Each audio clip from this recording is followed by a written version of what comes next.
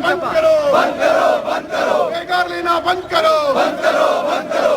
We want justice, we want justice, we want justice, we want justice। होश में आके बात करो, वरना कुर्सी छोड़ दो। होश में आके बात करो, वरना कुर्सी छोड़ दो।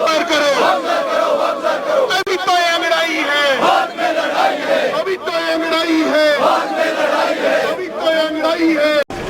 We want justice. We want justice. We want justice. We want justice. We want justice. We want justice. We want justice. आप देख रहे हैं Kashmir PHE joint apply association की लीडरशिप यहाँ पे सिंबॉलिक प्रोटेस्ट डिमॉन्स्ट्रेशन कर रही है। ये प्रोटेस्ट डिमॉन्स्ट्रेशन यहाँ महकमा पीएचई में लिए जा रहे हैं बेकार के खिलाफ है।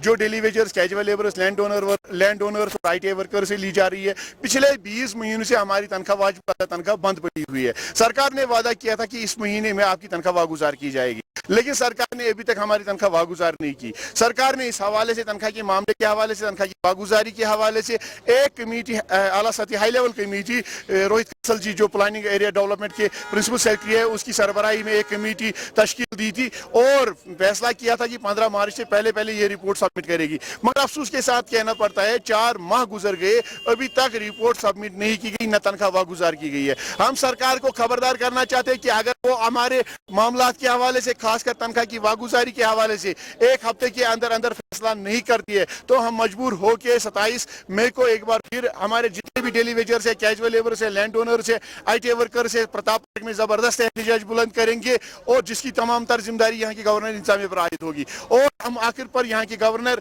साहब से, सत्यपाल मलिक साहब से गुजारिश करना चाहिए कि इस मुकद्दस महीने में मई सियाम के अंदर अंदर हमारी वाजिब अदा हुकूमत, हमारी वाजिब अदा तनख्वाह वागुजार की जाए, ताकि हमारे अहलायाल भी, हमारे बच्चे भी ईद की खुशी में शामिल हो सके।